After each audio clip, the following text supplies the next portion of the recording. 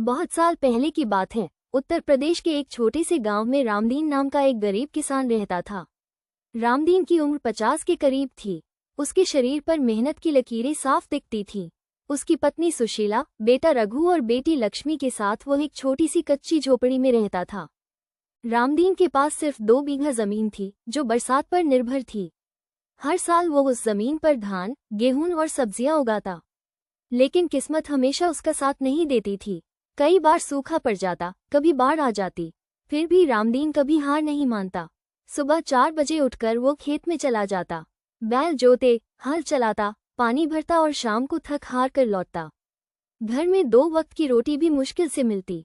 एक दिन सुबह सुबह रामदीन खेत में काम कर रहा था कि अचानक आसमान में काले बादल छा गए। अरे वाह, इस बार अच्छी बारिश होगी, उसने सोचा। लेकिन बारिश की जगह तेज आंधी और ओले पड़ने लगे। ओलों ने सारा धान नष्ट कर दिया। रामदीन खेत में खड़ा खड़ा रो पड़ा। भगवान, अब इस साल क्या खाएंगे हम?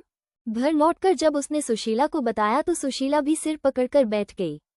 रघु अभी सिर्फ 12 साल का था। वो स्कूल नहीं जा पाता था क्योंकि रामदीन उसे खेत में मदद के लिए रखता था।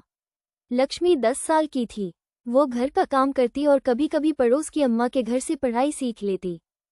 फसल बर्बाद होने के बाद रामदीन को महाजन से कर्ज लेना पड़ा। महाजन लाला बंशीधर बहुत कठोर था। उसने 20,000 रुपये दिए, लेकिन ब्याज इतना ज्यादा था कि रामदीन की रातों की नींद उड़ गई। अगर समय पर नहीं चुकाया तो जमीन जब्त कर लूंगा, लाला ने धमकी दी थी। अगला साल भी अच्छा नहीं रहा। कम बारिश हुई, गेहूं की फसल आधी ही हुई। रामदीन ने जो कुछ बचाया उससे सिर्फ कर्ज का ब्याज चुकाया। असल कर्ज तो वैसे ही बढ़ता जा रहा था। घर में अनाज खत्म होने लगा। सुशीला चावल की जगह ज्वार की रोटी बनाती।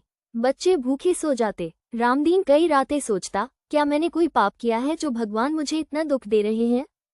एक दिन गांव में एक नया साहब आए। वे सरकारी योजनाओं के बारे में बताने आए थे। उन्होंने कहा, किसान भाइयों, अब सरकार मदद कर रही है।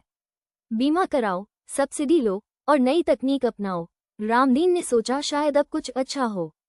उसने बीमा कराया, लेकिन कागजी काम इतना था कि कई बार वो थककर छोड़ देता। फिर एक साल ऐसा आया जब पूरे इलाके में भयंकर सूखा पड़ा।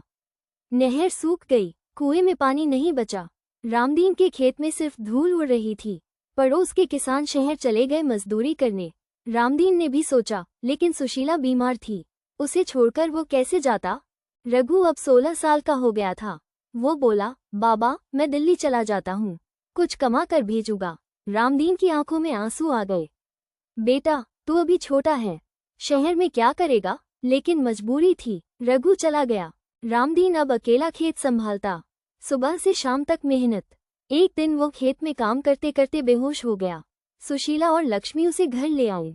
डॉक्टर ने कहा, कुपोषण और थकान है, आराम करना चाहिए। लेकिन आराम कहाँ? कर्ज का दबाव, बच्चों की भूख, बीवी की बीमारी।